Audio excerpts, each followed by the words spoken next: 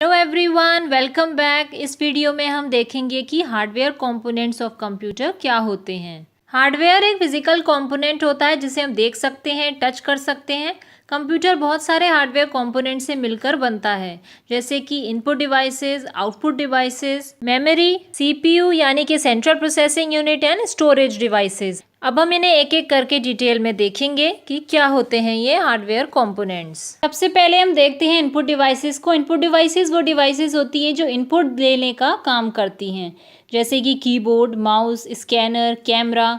जैसे कि आप स्क्रीन पर देख सकते हैं, यह है हमारा कीबोर्ड। कीबोर्ड एक रेक्टेंगुलर शेप का होता है। इसमें कई सारी कीज होती हैं। कीबोर्ड की कीज कई सारी कीज में डिवाइडेड हैं, जैसे कि फंक्शन की, अल्फाबेट की। इसमें 12 फंक्शन कीज होती हैं। हर फंक्शन की का अलग वर्क होता है।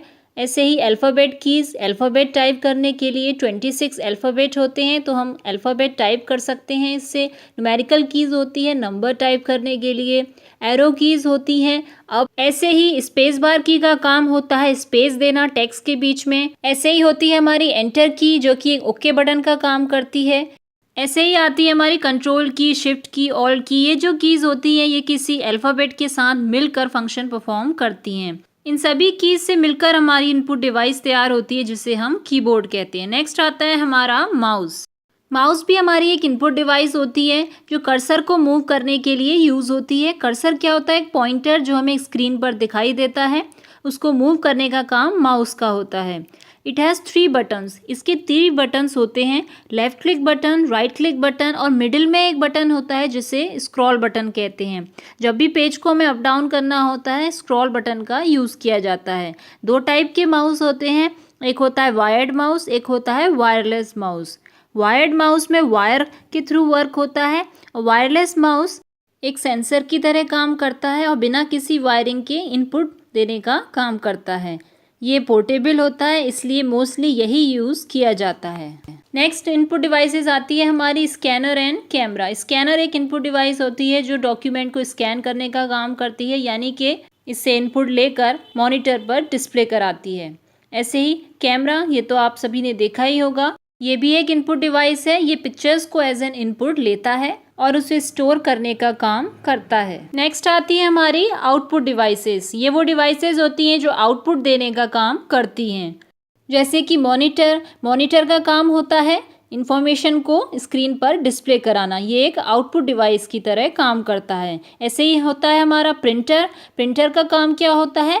जो भी हमारे डॉक्यूमेंट्स हैं उन्हें प्रिंट आउट करके बाहर निकालना। प्रिंटर किसी भी सॉफ्ट कॉपी को हार्ड कॉपी में कन्वर्ट करने का काम करता है। सॉफ्ट कॉपी यानी कि जो भी डॉक्यूमेंट्स हमारे कंप्यूटर के अंदर स्टोर्ड होते हैं, चाहे वो पीडीएफ की फॉर्म में हो, वर्ड की फॉर्म में हो, जिसे हम टच नहीं कर सकते हैं, वो हमारा सॉफ्ट कॉपी होता है। हार्ड कॉपी का मतलब होता है जो भी हमारे डॉक्यूमेंट्स पेपर पर होते हैं जिन्हें हम टच कर सकते हैं। एक और आउटपुट डिवाइस आती है हमारी स्पीकर्स। ये तो आपने देखे ही होंगे।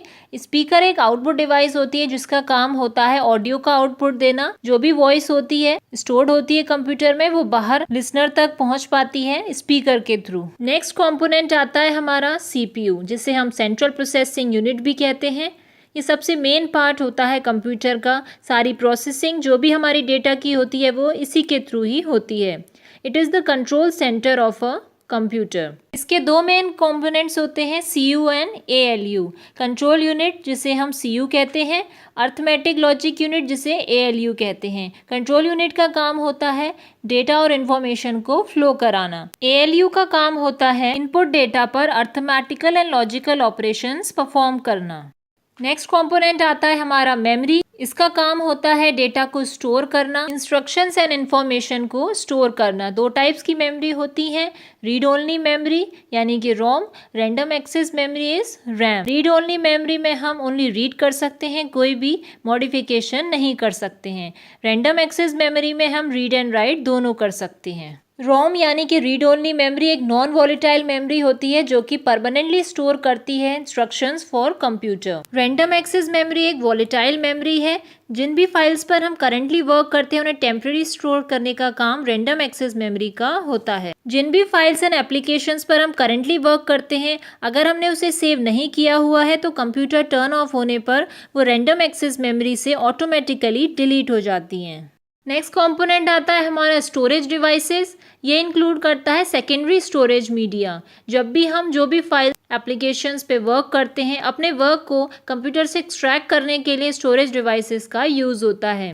स्टोरेज डिवाइसेस में हमारा आता है floppy disk, hard disk, compact disk rewritable. इन सभी में हम अपने डॉक्यूमेंट्स, फाइल्स जिन पर भी हम वर्क करते हैं, जो हमें फ्यूचर यूज़ के लिए चाहिए, उन्हें स्टोर करके रख सकते हैं। आई होप ये सभी हार्डवेयर कंपोनेंट्स आपको क्लियर हुए होंगे। अगर ये वीडियो आपको अच्छी लगी तो इसे लाइक करें, चैनल पर पहली बार आए हैं तो सब्सक्राइब करें। तब तक के लिए थैंक्स फॉर वॉचिंग, और ऐसे ही वीडियोज़ देखने के लिए stay connected with app study now.